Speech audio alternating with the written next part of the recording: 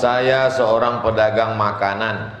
Bolehkah melayani pelanggan laki-laki untuk makan minum pada satu waktu Jumat? Dan apa hukumnya Pak Ustadz? Tidak sah jual beli ketika sudah azan masuk waktu Jumat sampai selesai sholat Jumat. Jadi kenapa laki-laki ini sampai tak sholat Jumat?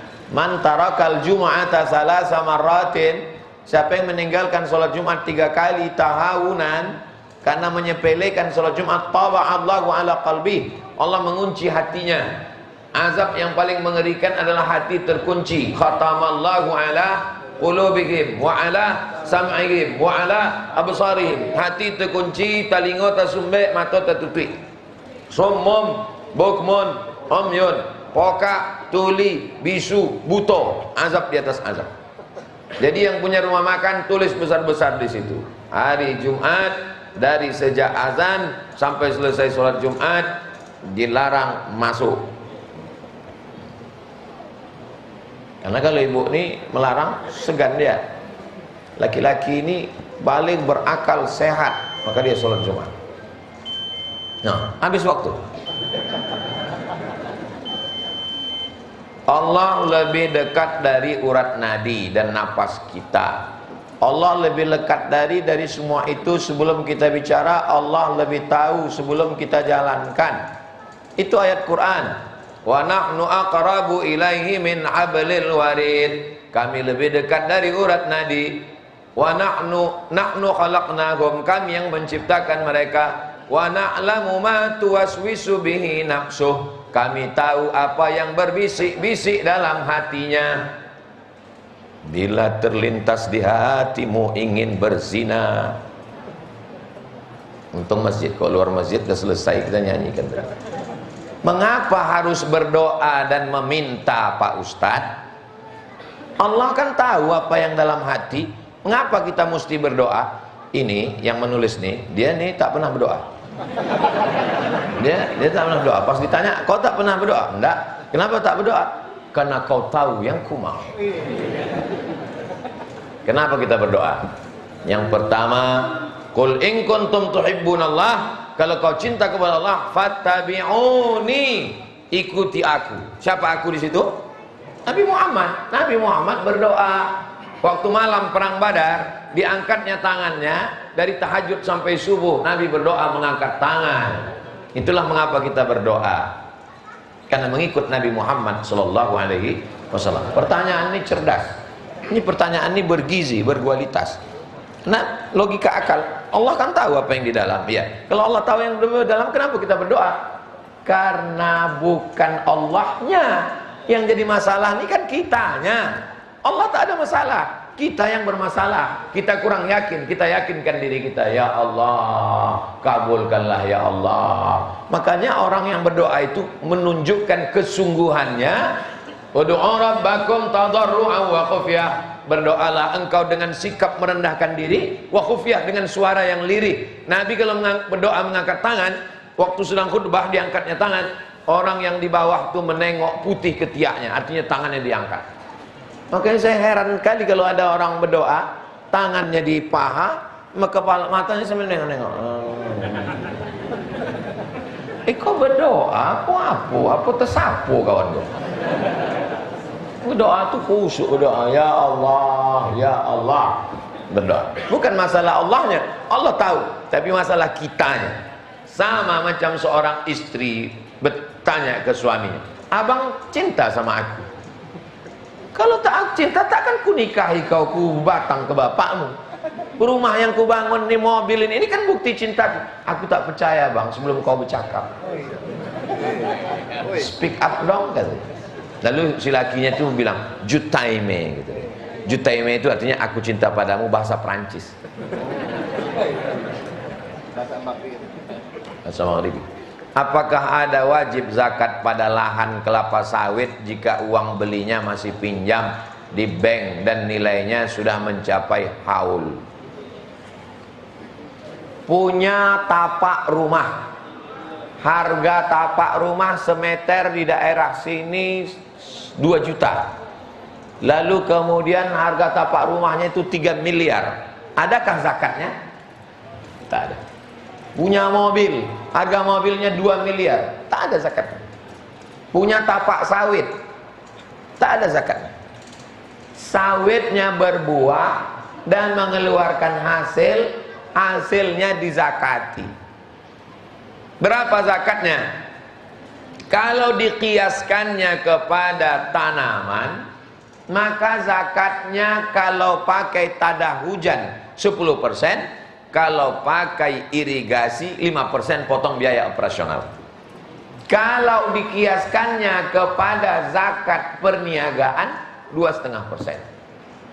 Itulah mengapa sebagian orang yang bersawit nih, aku keluarkanlah 5%. Kenapa? Karena ini kan seperti tanaman.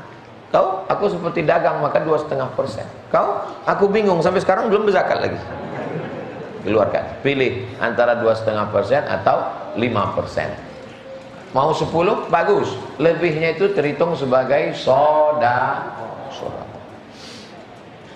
Apa hukumnya meminjam uang dengan gadai surat berharga atau BPKB kendaraan? Pinjam duit 1 juta, bayar 1.100.000. Pinjam 100 juta, bayar 110. Apa namanya itu? Riba. Orang yang makan riba, limo. Pertama, la yaqumu illa kama yaqumul ladzi yataqabbathu syaitanu minal mas. Bangkit dari kubur, nanti di akhirat bangkit dari kubur macam bangkit dari kerasukan setan. Kalau nampak nanti orang kerasukan setan waktu bangkit dari kubur sempoyongan macam ini yang meletakkan BPKB potong. Kedua,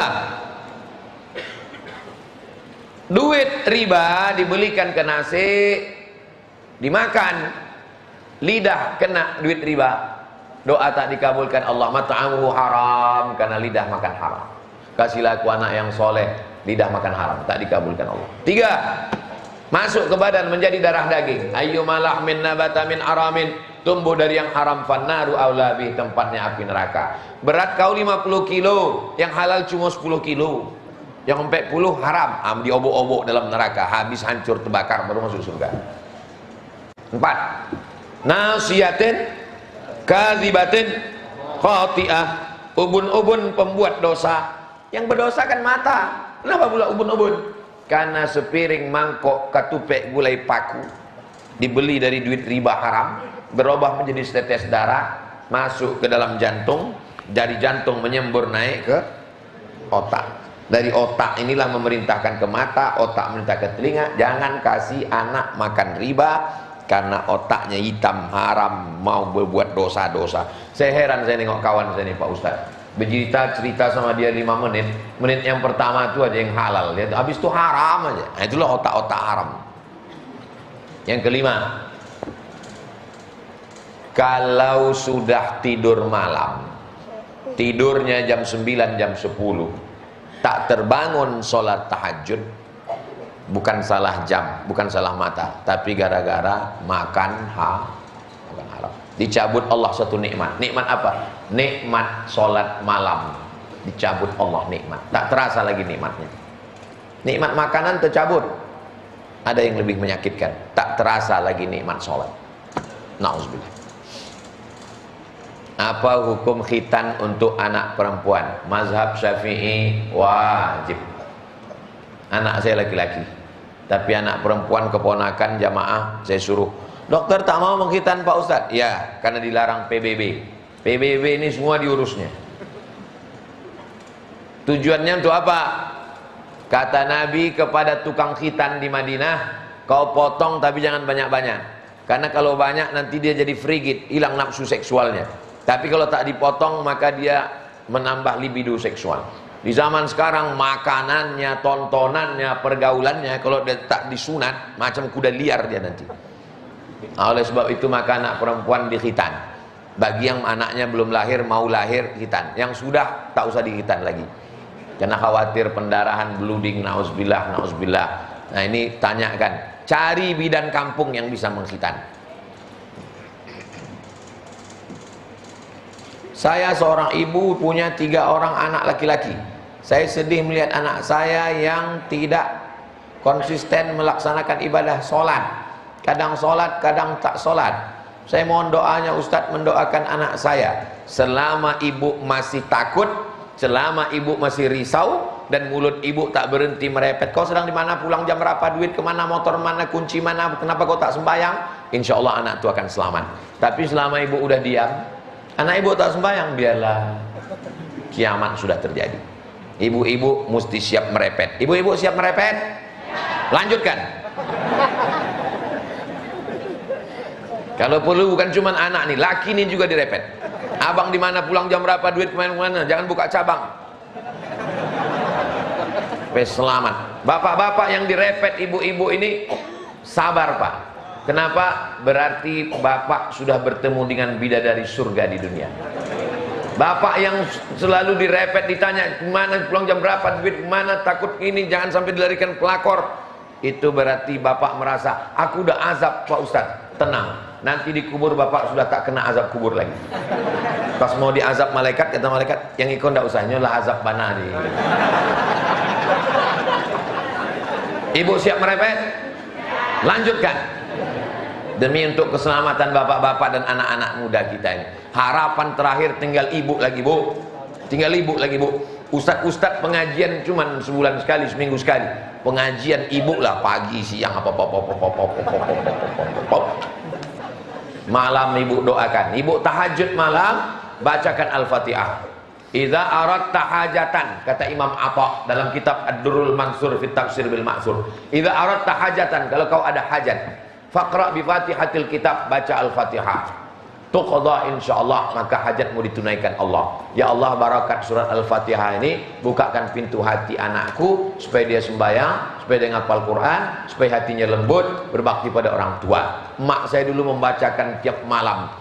Berapa kali mak saya membacakan Al-Fatihah untuk saya? 100 kali.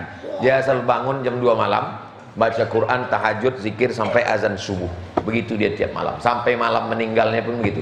Tahajud, saya tanya, waktu itu saya sedang di Madura, saya tanya makcik yang tidur sama dia, macam mana makcik mak saya itu waktu malam tuh? Biasa, macam biasa, bangun dia jam 2, dia baca Quran, dia tahajud, dia berzikir, habis itu ditontonnya video kau. Habis ditontonnya, pergi dia ke kamar mandi, mau berwuduk sembahyang subuh, sakit kepalanya, meninggal. Sesuai dengan doa dia. Waktu saya bawa menjenguk pasien di rumah sakit, ada sebulan sampai mengelupas orang kulit belakangnya, kata dia, aku kalau bisa tak usahlah pakai sakit, karena aku tak ada anak betino, kalian berdua jantan, tak terurus kalian aku nanti. Aku ingin habis mandi bersih, matilah aku ndaknya, tak pakai sakit-sakit lagi. Dikabulkan Allah doa. Doa ibu luar biasa. Doa ibu luar biasa, doa ibu luar biasa. Doakan anak-anak ibu. Saya berjumpa dengan bapak-bapak pecandu narkoba. BNN tak mempan, polisi tak mempan, apa pun tak mempan. Akhirnya emaknya pergi ke Makkah, dimasukkannya air zam-zam dalam dirigen, 7 putaran. Sebentar lagi. 7 putaran, doanya tak ada lain. Sehatkan anakku dari narkoba, sehatkan anakku dari narkoba, sehatkan anakku dari narkoba, sehatkan narkoba. Selesai itu balik dari panggilnya anaknya. Kau sudah kudoakan 7 putarannya air zam-zamnya, kau minum. Sehat. Doa ibu luar biasa. Doakan anak ibu. Jangan panggil dia dengan sebutan yang tak baik. Anak setan, jangan. Panggil dia dengan baik. Ya anakku, penghuni surga Jannatul Firdaus. Kalau kita sudah siap menikah dan ada wanita yang ingin kita nikahi, selesai, apa lagi? Yang bahaya tuh kita nikah orang tak mau. Namanya cinta kelapa. Awak cinta orang tak apa-apa. Atau ada perempuannya ada, duit ada, awak pula tak berselera.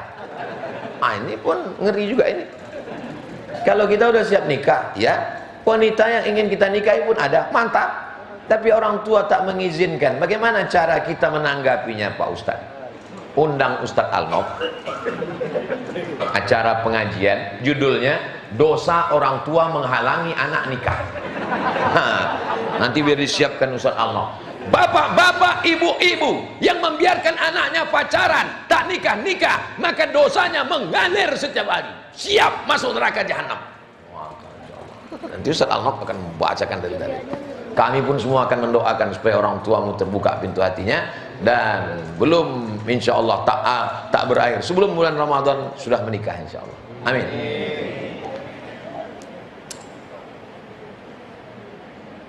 Ada simpanan emas sudah lama. Pertama disimpan sudah dikeluarkan zakatnya. Bagaimana selanjutnya Pak Ustaz?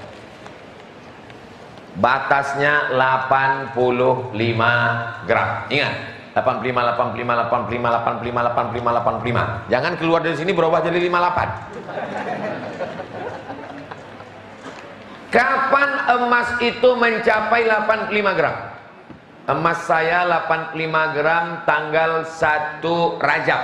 Oke, 1 Rajab 85 gram. Kapan baru dibayarkan zakatnya? 1 Rajab tahun depan. Dari 1 Rajab ke 1 Rajab. Kapan 85 gram? 1 Rajab. 1 Rajab tahun 1445 bayarkan zakatnya. 1 Rajab 1446. Hitung lagi. Mencapai 85 atau tidak? Mencapai. Keluarkan lagi zakatnya 2,5%. 1 Rajab 1446. Hitung lagi. Mencapai apa tak mencapai? Mencapai. Keluarkan 2,5%. 1 Rajab 1447. Mencapai apa tak mencapai? Mencapai. Sekarang saya ajarkan cemana supaya tak berzakat. Nah, begini caranya. Begitu udah mencapai 80 hompe, jual. Nah, simpan. Lah 83 jual. Seumur hidup tak berzakat. Nah, itu enaknya ngaji sama saya. Nah, ada. Tapi ingat, Allah Maha tahu. Zakat yang kau belok-belokkan, dia akan keluar dengan caranya sendiri. Diabetes meletus, jantung koroner, tulang keropos, tak ada angin, tak ada hujan, tiba-tiba sakit pinggang. Waspadalah. Apa yang dimakan, apa yang dimaksud haul, bagaimana prakteknya? Membayar zakat itu mesti 1 haul. 1 Rajab ke 1 Rajab. Apa artinya? 1 haul itu setahun. Hala yahulu haulan, sampai 1 tahun. Mari hadiri haul Syekh Abdul Ghani Al-Kampari Al-Khalidi An-Naqsabandi di Batu Besue. Haul apa tuh? Memperingati setahun meninggalnya. Maka berkumpullah semua mursyid-mursyid tarekat Naqsabandiyah, termasuk yang dari Aceh, karena ulama besar Aceh namanya Syekh Mudawali mengambil tarekat Naqsabandiyah dari Syekh Abdul Ghani Al-Kampari di Batu Besue. Lalu kemudian diadakanlah haul. Apa saja isi haul itu? 5. Yang pertama baca Quran, yang kedua tausiah, yang ketiga zikir, yang keempat membacakan biografi Tuan Syekh supaya murid-muridnya kenal, yang kelima makan kenduri sebab keluarga ingin. Apakah pahala makan ini sampai? Sampai. Mana dalilnya? Saat ummi matat, makku mati, apa atasadaqu anha, kalau aku bersedekah apakah sedekahnya sampai untuk almarhumah emakku? Kata Nabi, bersedekahlah engkau. Apa sedekah yang paling bagus? Sakyul ma', air putih. Sedang air putih saja sampai, apalagi ketupek gulai paku. Sedang air putih aja sampai, apalagi asam podeh bau. Sedang sampai air putih, apalagi makanan, rendang dan lain sebagainya. Maka itu sampai. Bacaan Quran sampai. Kata Imam Nawawi dalam kitab Al-Minhaj Syarah Sahih Muslim Ibn Al-Ajjaj, waktu Nabi membelah pelepah korma ditusukkannya ke kubur, pelepah korma bertasbih, tasbih pelepah korma aja sampai, apalagi bacaan Quran orang beriman. Tausiah bagus, mengingatkan orang mati. Tapi guru kami Pak Ustadz di Saudi Arabia mengatakan tak boleh haul. Haul itu bid'ah. Itu acara sepekan memperingati Syekh Muhammad bin Abdul Wahab itu apa namanya?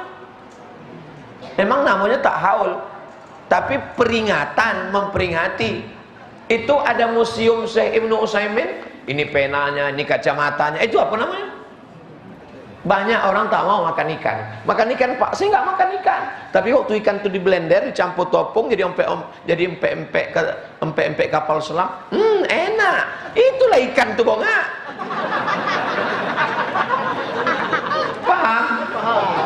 terjebak pada nama. Maulid tak boleh, maulid tak boleh. Tapi kenyataannya pas bulan Rabiul Awal dibacakannya Asy-Syama'il Al-Muhammadiyah. Itulah maulid itu. Jelas? Ini ada beberapa kertas yang mau kita jawab. Apa hukum ada orang mau membuat rumah dan berkebun harus disemah tanahnya? Apakah tak termasuk syirik tuh Pak Ustadz? Iko tanah. Tanah kok dikuasai oleh hantu jembalang tanah. Jadi jembalang tanah ini kalau kita tak berdamai sama dia, nanti diganggunya kebun kita ini. Maka supaya berdamai, datanglah orang Melayu menyerahkan kepala kambing. Datuk-datuk penunggu jembalang tanah, tolong jangan ganggu kebun kami, iko kepala kambing. Maka ditanamlah kepala kambing di sudut lubang itu. Datanglah mufti kerajaan Siak Sri Indrapura, ulama orang Melayu. Dia tanya sama orang kampung, kau buat apa? Kami menanam kepala kambing tuh untuk apa? Untuk hantu jembalang tanah. Oh, jangan ditanam kepalanya. Jadi yang ditanam apa? Darahnya. Masukkan darahnya ke dalam. Kepalanya bawa balik digulai. Untuk apa tuh? Untuk atuk. Itulah asal muasal kalau awak undangan di mana-mana rumah orang Melayu pasti dikasih kepala kambing. Itulah asal asbabun nuzul. Lalu mengalau hantunya cuman tuh? Cao mengalau hantunya ditahlilkan. Afdalu zikri fa'lam annahu la ilaha illallah, la ilaha illallah. Lalu itu pindah hantu-hantu itu ke mall kemana-mana. Itulah asal muasal. Lalu kemudian kepala gulai kepala kambing tadi pun dimakanlah oleh Buya Ustadz Kiai Alim Ulama. Begitu dimakan tiba-tiba berubah perasaan. Oh, kok mengamuk hantu kok? Bukan hantu kok mengamuk, kolesterol naik.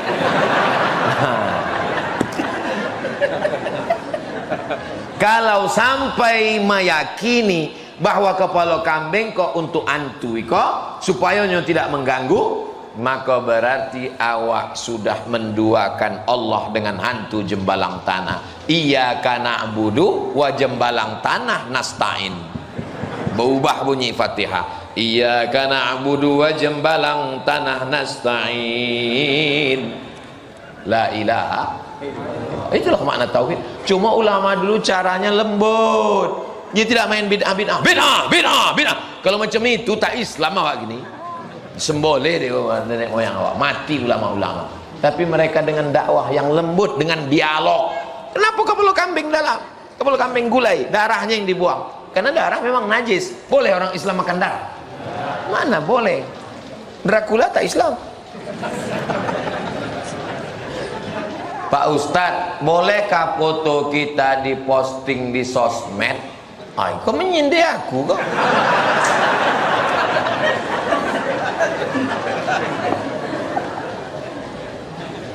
Bagi yang meyakini bahwa foto itu adalah berhala, itulah orang yang melarang foto tak boleh ditempel di masjid. Karena diyakininya foto itu adalah berhala.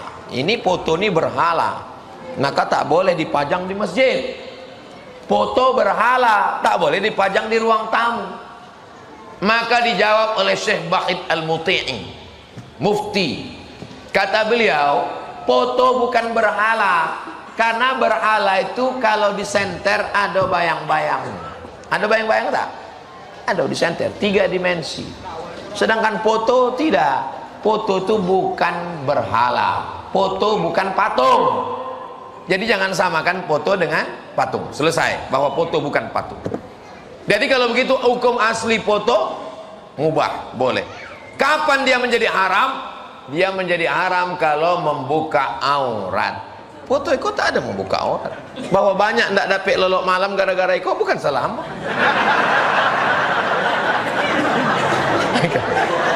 Selama tidak membuka aurat, batas-batas. Ibu kalau memposting foto jangan yang surang, jangan sendirian, rame-rame grup pengajian, rame-rame. Jangan sendirian. Kalau sendirian nampak orang fokus ke situ.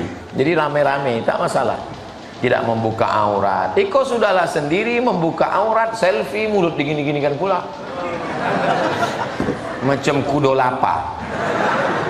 Nah, itu. Silakan posting, tapi yang tetap menjaga marwah sebagai orang Melayu, menjaga ikatan syariah. Adat bersendi syarak, syarak bersendi kita boleh. Bolehkah laki-laki pakai obat kuat, Pak Ustadz?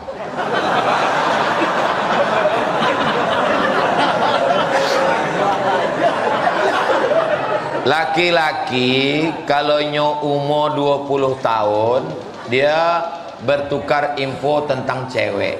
Kalau umur 20 dia tukar info tentang cewek. Kalau umur 30 dia tukar info tentang kerja. Umur 40 dia tukar info tentang keluarga. Umur 50 tukar info tentang ubat kuat. Minyak lintah, biawak. Dulu ada koran di Pekanbaru, koran. Asalnya nama saya itu kan tak pakai titel-titel dulu. Ustadz Abdul Somad. Asal ada pengurus masjid menulis titel, saya bilang jangan tulis titel, Abdul Somad aja. Ada koran dulu di Riau, halaman belakangnya Ustadz menjual minyak lintah. Lama-lama aku berpikir, Iko esok ditelepon orang, Assalamualaikum Ustadz, minyaknya masih ada. Sebab dia tak bisa membedakan mana Ustadz pengajian, mana Ustadz ubek kuat kan. Nah itulah asal muasal kenapa aku buat Ustadz Abdul Somad LCMA, supaya bisa dibedakan mereka mana Ustadz yang mengajar agama, mana Ustadz obat. Likulli da'in dawa, setiap penyakit itu ada obatnya. Fatadau, maka berobatlah kamu. Orang yang mengalami ejakulasi dini atau senapan air tidak melatui, maka itu salah satu penyakit. Maka dia berobat dengan herbal, misalnya minum madu atau dia olahraga, selama tidak melanggar syariat Islam dan yang dimakannya itu tidak haram, maka al aslu fil asya, balik kepada kaidah al aslu fil asya al ibaha, hukum asal segala sesuatu adalah boleh. Kalau ubek iko Pak Ustadz ubek kuat, tanya dulu dokter, takutnya awak kok kap 70 di siminak pesawat. Nyo mesin tu pocah. Melatih. Jadi saya mau kasih tahu sama kalian yang muda-muda bahwa kita ini tidak pernah tua. Saya sekarang umur lahir 1977, kini 2023, berarti 46 tahun. Umur saya 26 dulu dengan 46 kok rasanya sama, tak ada beda. Jadi jangan kalian pikir, anak-anak muda, jangan kalian pikir waktu nengok orang tua, nampaknya kalau pikir enggak, orang tua tuh pikirannya tak tua, dia tetap muda, cuman tenaga tak ada. Nyolah digas. Itu jadi dikonsultasikan ke dokter kalau UB-nya kok dosisnya tinggi. Hanya awak khawatir napas tidak sampai. Butuh tengah jalan. Nah itu. Wa amruhum syura bainahum. Orang beriman itu memusyawarahkan perkaranya. Jelas jawabannya? Jelas insyaallah. Kalau ada nyampe tidak jelas, utaknya jelas. Ustadz, apa hak suami terhadap HP istri? Karena banyak pertengkaran karena HP, Pak Ustadz. Tolong dijawab. Apa masalah HP istri kok? Ustadz Somad, iyo. Pada suatu malam saya menengok setengah badan istri saya itu bercahaya, Pak Ustadz. Apakah itu nur cahaya dari Allah? Enggak. Inyo sedang memeriksa HP Waang.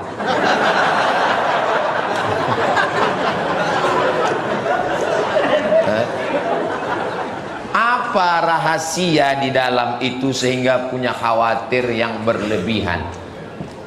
Jadi ada kekhawatiran. Apa yang dikhawatirkannya? Wallahu a'lam. Saya tak tahu apa yang dikhawatirkan laki-laki terhadap istrinya dan apa yang dikhawatirkan istri terhadap suaminya kalau handphonenya dibuka. Allah, saya tak tahu.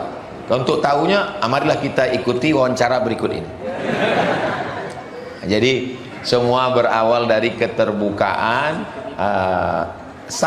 Kawan saya Ustadz Alnob, kami dari Yayasan Tabung Wakaf Umat, kalau ada perempuan yang bertanya masalah hukumnya melalui Ustadz Alnob, melalui Ustadz Tatang, melalui Ustadz Endri, melalui tim-tim kosadanya, ada grupnya. Jadi ada ibarat kita dalam rumah itu ada ruang tamunya, ada dapurnya, ada ruang depannya. Jadi tidak semua terbuka. Tapi dengan orang yang hidup dengan kita, tak mungkin kita sekat-sekat. Nah, kita bagi, kecuali ada niat lain, misalnya mau buka cabang atau lain-lain. Bagaimana cara mengelola keuangan secara islami? Karena suami istri sama-sama bekerja, Pak Ustadz. Istrinya bekerja dapat gaji sebulan 5 juta. Amin. Suaminya bekerja dapat gaji 5 juta. Sama. Apa beda 5 juta suami sama 5 juta istri? Di dalam 5 juta suami ada hak istri namanya nafkah. Di dalam 5 juta istri tidak ada hak suami. Jelas tuh, Bu? Oh, jelek ya, Bu. Jadi kalau ibu bergaji, di dalam gaji ibu itu bapak kok tidak ada hak, sebab itu duit ibu. Tapi ibu bisa bekerja atas izin. Kata suaminya, ini mesti ada surat izin mah, katanya. Jadi surat izinnya gimana? Ya setengah lah, katanya. Tapi karena ibu kasihan, ibu kasih. Sebenarnya duit kau 5 juta kau punya aku, tapi aku kasihan kau sama fakir miskin, kau ambil lah. Sedekah. 5 hak istri terhadap suami. Yang pertama, kasih makanan. Ibu udah makan? Yang ada yang belum. Yang kedua, pakaian. Alhamdulillah, ibu-ibu di Sidomulyo udah dikasih pakaian. Di tempat lain banyak istri tak dikasih pakaian. Ada yang resleting belum berjahit, ada yang kuang kain. Yang ketiga, tempat tinggal. Yang keempat, pendidikan. Yang kelima, perhatian. Ini hak istri yang wajib ditunaikan suami. Kalau tidak ditunaikannya, maka dia zalim, aniaya di hadapan Allah Subhanahu wa taala. Bagaimana hukum menabung uang tapi dia tak mau dibilang riba karena merasa mengeluarkan keringat dengan memberi utang dengan bunga tertentu? Bagaimana dengan hukum membungakan uang tapi dia tak mau dibilang riba? Agama ini bukan ikut dia. Apa pula ikut dia? Dia membungakan duit, pas dibilang kau ini buat riba, ini tak riba karena ini keringat aku. Riba itu. Satu pekan baru ini mengatakan itu tak riba. Kalau dia riba kata Allah, maka dia riba. La ta'kulur riba at'afan mudha'afah. Jangan kau buat riba yang berlipat-lipat. Berlipat-lipat. 1.200.000 dibayar 1.400.000. Maka ini riba. Dia bilang tak riba. Satu komplek Sidomulyo ini mengatakan tak riba. Satu pekan baru nih, satu Riau nih 6,7 juta orang mengatakan tak riba. Itu riba. Kalaulah kesepakatan manusia bisa menghalalkan yang haram, maka tak ada zina. Waktu ditanya, kalian berzina? Enggak, kami suka sama suka. Zina lah itu. Yang dipakai itu bukan kata Waang, yang dipakai itu kata Allah. Nah, jadi logika berpikirnya bukan ikut kata dia. Ustadz, bolehkah perempuan itu memakai gelang kaki? Dan apa hukum dalilnya Pak Ustadz? Dalam Quran dilarang perempuan pakai gelang. Apa dalilnya? La yadribna bi arjulihinna. Tidak boleh perempuan memukulkan kakinya ke lantai. La yadribna, tak boleh perempuan memukulkan kaki ala arjulihinna. Karena tradisi zaman dulu, orang musyrik jahiliyah, perempuan memakai gelang kaki, berlonceng gemerincing, lalu kalau dia berjalan kerincing kerincing kerincing kerincing kerincing, kalau lewatnya dia lalu hilang konsen jamaah, asik nengoknya. Tapi kalau dia tidak gemerincing, dia hanya dipakainya untuk suaminya. Perempuan itu aslinya berhias untuk lakinya. Apa untuk laki uang? Untuk laki. Perempuan itu aslinya pakai gelang, pakai subang, pakai anting, pakai cincin, pakai gelang kaki, itu dipakai untuk suaminya. Zaman sekarang terbalik, kalau dia keluar rumah macam bidadari turun dari planet Mars, tapi kalau di rumah macam mak lampir sundil borong nyiblorong. Ini sudah tidak betul. Jadi ibu mau pakai gelang kaki silakan pakai, tapi kalau sampai merusak, kalau sampai perempuan itu jangankan gelang kaki, bersuara pun dia kalau mendayu-dayu tak boleh. Dalilnya ayat Quran, la taqda'na bil qaul, janganlah perempuan bersuara mendayu-dayu lemah gemulai. Kenapa tak boleh? Yatma'alladzi fi qalbihi marad, karena ada orang yang dalam hatinya penyakit, kalau didengarnya suara perempuan itu langsung error, hangnya langsung. Jadi perempuan bersuara boleh. Jadi kalau ibu menyambut telepon salah sambung, assalamualaikum, waalaikumsalam, di mana nih, Sidomulyo, salah sambung, betul, jangan lanjutkan lagi. Nah, jadi jangan suara mendayu-dayu, assalamualaikum, waalaikumsalam. Begitu juga pakai gelang kaki, dipakai dua-dua lewat depan masjid, kerincing, kerincing, kerincing, kerincing, tak boleh. Memakai kepala sampai seperti bunuh onta naik ke atas, Kalau sekedar rambut diikat pakai tali plastik, pakai karet gulo, karet minyak, itu tidak apa-apa, tak masalah. Tapi kalau sengaja ke atas untuk mencuri perhatian, bersuara gemah gemulai, memukulkan kaki ke lantai, maka jatuh pada perbuatan haram. Tapi kalau dia pakai tidak sampai ke tingkat itu, maka hukumnya mubah. Mudah-mudahan kita menjaga istri, menjaga anak, menjaga tetangga, menjaga lingkungan kita semuanya, menjalankan syariat Islam demi kemaslahatan kita bersama. Pesan 3 tetap jaga. Jaga jiwa, jaga ekonomi, jaga politik, umat ini akan selamat insyaallah. Amin ya rabbal alamin. Itulah kaji kita pada malam hari ini. Terima kasih atas segala perhatian. Mohon maaf segala kesilapan. Besok subuh kita akan mengaji, membaca kitab At-Targhib wa Tarhib. Dilanjutkan dengan kajian duha di pesantren Yayasan Tabung Wakaf Umat Nurul Azhar Palas. Lalu kemudian setelah itu besok saya sampai malam, sampai pagi Ahad di Pulau Rupat insyaallah. Ala hazinnya, untuk niat yang baik-baik ini Al-Fatihah.